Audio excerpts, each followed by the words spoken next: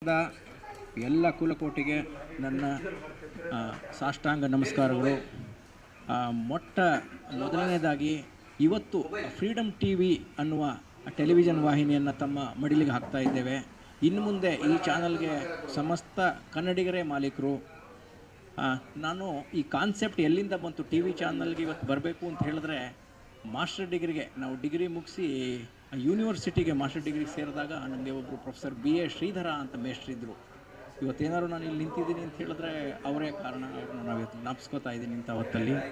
ಅವರು ನಮ್ಗೆ ಹೇಳಿದ್ರು, ನಾನು UGC ನೆಟ್ಟು ಸ್ಲೆಟ್ಟು ಎಲ್ಲ ಮಾಡ್ಕೊಂಡು ಯೂನಿವರ್ಸಿಟಿ ಪ್ರೊಫೆಸರ್ ಆಗಬೇಕು ಅನ್ನೋ ವಿಚಾರ ಅವ್ರ ಜೊತೆ ಚರ್ಚೆ ಮಾಡಿದಾಗ ಹೇಳಿದ್ರು, ನಾಗರಾಜ್ ಯಾಕಪ್ಪ ಈ ಯೂನಿವರ್ಸಿಟಿ ಡರ್ಟಿ ಪಾಲಿಟಿಕ್ಸ್ ಬರ್ತೀಯಾ, ನಿಮಗೆಲ್ಲ ಸ್ಟ್ರೆಂತ್ ಇದೆ, ಯು ಗೋ ಆ್ಯಂಡ್ ಫೈಟ್, ಮೀಡಿಯಾದಲ್ಲಿ ನೀನು ಕೆಲಸ ಮಾಡ್ಬೋದು, ಜರ್ನಲಿಸ್ಟ್ ಆಗಿ ನೀನೇನಾದ್ರು ಅಚೀವ್ ಮಾಡ್ಬೋದು ಅಂತ ಹೇಳಿದ್ರು.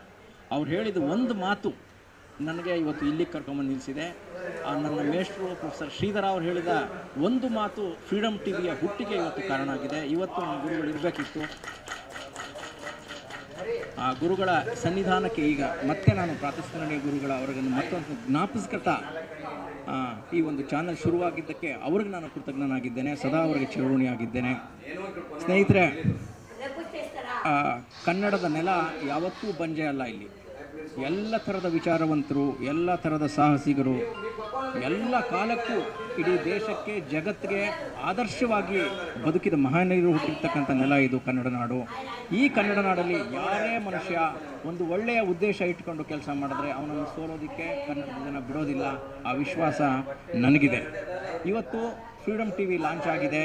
ಕನ್ನಡಿಗರ ಮಡಿಲಿಗೆ ನಮ್ಮ ಫ್ರೀಡಮ್ ಟಿವಿಯ ಕೂಸನ್ನು ಹಾಕಿದ್ದೇವೆ. ಕನ್ನಡಿಗರು ಯಾವ ಕಾರಣಕ್ಕೂ ನಮ್ಮನ್ನು ಸೋಲಿಸೋದಿಲ್ಲ ಅಂತಕ್ಕಂಥ ವಿಶ್ವಾಸ ನಮಗಿದೆ. ಅದರ ಜೊತೆಗೆ ನಮ್ಮ ಸ್ಟ್ರೆಂತ್ ಏನು ಅಂತ ನಾನು ಹೇಳ್ತೇನೆ. ನಾನು ಅತ್ಯಂತ ಜನಸಾಮಾನ್ಯರಲ್ಲಿ ಸಾಮಾನ್ಯನಾಗಿ ಬೆಳೆದು ಬಂದಿರ್ತಕ್ಕಂಥನು. ಈ ಜನ ಇಲ್ಲಿವರೆಗೂ ಕನ್ನಡಿಗರು ನನಗೆ ಕಳೆದ 18 ವರ್ಷ, ಇದು 18ನೇ ವರ್ಷ ಪತ್ರಿಕೋದ್ಯಮದಲ್ಲಿ ಬೇರೆ ಬೇರೆ ಪತ್ರಿಕೆಗಳಲ್ಲಿ ಕೆಲಸ ಮಾಡಿದೆ, ಟಿವಿಗಳಲ್ಲಿ ಕೆಲಸ ಮಾಡಿದೆ. ಎಲ್ಲೆಡೆ ನಮ್ಮ ವ್ಯಕ್ತಿತ್ವವನ್ನು ಮೆಚ್ಚಿ ಜನ ನಮ್ಮನ್ನು ಬೆಂಬಲಿಸಿ ಇಲ್ಲಿವರೆಗೂ ನಿಲ್ಲಿಸಿದ್ದಾರೆ. ಮತ್ತೆ ನಮ್ಮನ್ನು ವಾಪಸ್ ಕಳಿಸೋದಿಲ್ಲ, ಇಲ್ಲಿಂದ ಮುಂದಕ್ಕಷ್ಟೇ ಹೋಗ್ತೀವಿ ಅಂತಕ್ಕಂಥದ್ದನ್ನು ನಾನು ಘಂಟಾಘೋಷವಾಗಿ ಈ ಸಂದರ್ಭದಲ್ಲಿ ತಮಗೆ ಹೇಳಕ್ಕೆ ಬಯಸ್ತೇನೆ. ಸ್ನೇಹಿತರೆ, ನಮ್ಮ ಡೆಮಾಕ್ರಸಿ ಇದೆಯಲ್ಲ, ಭಾರತದ ಪ್ರಜಾತಂತ್ರ ಇದೆಯಲ್ಲ, ಅದು ಬಹಳ ದೊಡ್ಡದ್ದು. ಇಲ್ಲಿ ಪ್ರತಿಯೊಬ್ಬನಿಗೂ ಅವನದೇ ಆದ ಚೆಕ್ಸ್ ಆ್ಯಂಡ್ ಬ್ಯಾಲೆನ್ಸಸ್ ಇರ್ತದೆ.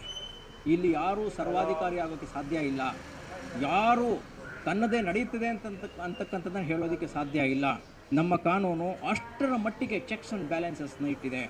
ಮುಖ್ಯಮಂತ್ರಿಗೆ ಹೈಕಮಾಂಡ್ ಎದುರು ಮುಖ್ಯಮಂತ್ರಿಯೇ ಜನಸಾಮಾನ್ಯ, ಮುಖ್ಯಮಂತ್ರಿ ಎದುರು ಮಂತ್ರಿ ಜನಸಾಮಾನ್ಯ, ಮಂತ್ರಿಯ ಎದುರು IAS ಆಫೀಸರ್ KS ಆಫೀಸರ್ಗಳು ಜನಸಾಮಾನ್ಯರು, KS IAS ಆಫೀಸರ್ಗಳ ಎದುರುಗಡೆ ಅವರ ಅಧೀನ ಸಿಬ್ಬಂದಿಗಳು ಅಧಿಕಾರಿಗಳು ಜನಸಾಮಾನ್ಯರು, ಅವರ ಆ ಅಧಿಕಾರಿ ನೌಕರರ ಎದುರುಗಡೆ ನಮ್ಮಂಥ ನಿಮ್ಮಂಥ ರೈತರು, ಜನ, ಕೂಲಿ ಕಾರ್ಮಿಕರು, ಹೀಗೆ ಎಲ್ಲರೂ ಸಾಮಾನ್ಯರು, ಜನಸಾಮಾನ್ಯರು ಅಂತಕ್ಕಂಥ ಕಾನ್ಸೆಪ್ಟ್ ಇದೆಯಲ್ಲ, ಇದು ಕೇವಲ ನಮ್ಮ ಪೌರ ಕಾರ್ಮಿಕರು, ರೈತರು, ಆ ಕೆಲಸಗಾರರು ಇವರಷ್ಟೇ ಅಲ್ಲ, ನಮ್ಮ ವ್ಯವಸ್ಥೆ ಏನಿದೆ ಅದರಲ್ಲಿ ಪ್ರತಿಯೊಬ್ಬನೂ ಜನಸಾಮಾನ್ಯ. ಕಡೆಗೆ ಪ್ರಧಾನಮಂತ್ರಿ ಕೂಡ ಜನಸಾಮಾನ್ಯರ ಸೇವಕ ಅವನು. ಇಂಥ ಮಹತ್ತರವಾದ ಅಮೂಲ್ಯವಾದ ಪ್ರಜಾತಂತ್ರ ವ್ಯವಸ್ಥೆಯಲ್ಲಿ ನಾವು ಬದುಕ್ತಾ ಇದ್ದೇವೆ. ಈ ಪ್ರಜಾತಂತ್ರದಲ್ಲಿ ಪತ್ರಿಕೋದ್ಯಮ ಮಾಡಿದ್ರೆ, ನಿಜವಾಗಿ ನೀವು ಜನಸಾಮಾನ್ಯರ ದನಿಯಾಗಿ ಕೆಲಸ ಮಾಡಿದ್ರೆ, ಜನಸಾಮಾನ್ಯರ ಸಮಸ್ಯೆಗಳನ್ನು ನೀವು ಮಾತಾಡಿದ್ರೆ ಸರ್ಕಾರ ನಮ್ಮ ಜೊತೆ ಬಂದುಬಿಡ್ತದೆ. ಇವತ್ತು ರಾಮಲಿಂಗಾರೆಡ್ಡಿ ಅವ್ರಿಗೆ ಈ ಪ್ರೋಗ್ರಾಮ್ ನಾವು ಪ್ಲಾನ್ ಮಾಡ್ಕೊಂಡಿದ್ದು, ನಮ್ಮ ಜನಸಾಮಾನ್ಯರುಗಳು ಕೇಕ್ ಕಟ್ ಮಾಡ್ಕೋಬೇಕಿತ್ತು. ಕೇಕ್ ಕಟ್ ಮಾಡೋ ಟೈಮಲ್ಲಿ ಸರ್ಕಾರವೇ ಬಂದ್ಬಿಡ್ತು. ಸರ್ಕಾರ ಮತ್ತು ಜನಸಾಮಾನ್ಯರು ಇಬ್ಬರೂ ಸೇರಿ ನಮ್ಮ ವಾಹಿನಿಯನ್ನು ಶುರು ಮಾಡಿದ್ದಾರೆ. ಈ ವಾಹಿನಿ ಯಾವ ಕಾರಣಕ್ಕೂ ಜನಸಾಮಾನ್ಯರ ಆಶಯಕ್ಕೆ ವಿರುದ್ಧವಾಗಿ ಕೆಲಸ ಮಾಡೋದಿಲ್ಲ ಅಂತಕ್ಕಂಥದ್ದನ್ನು ನಮ್ಮ ಇಡೀ ಟೀಮು ಕರ್ನಾಟಕ ಜನಕ್ಕೆ ಭರವಸೆ ಕೊಡುತ್ತೆ.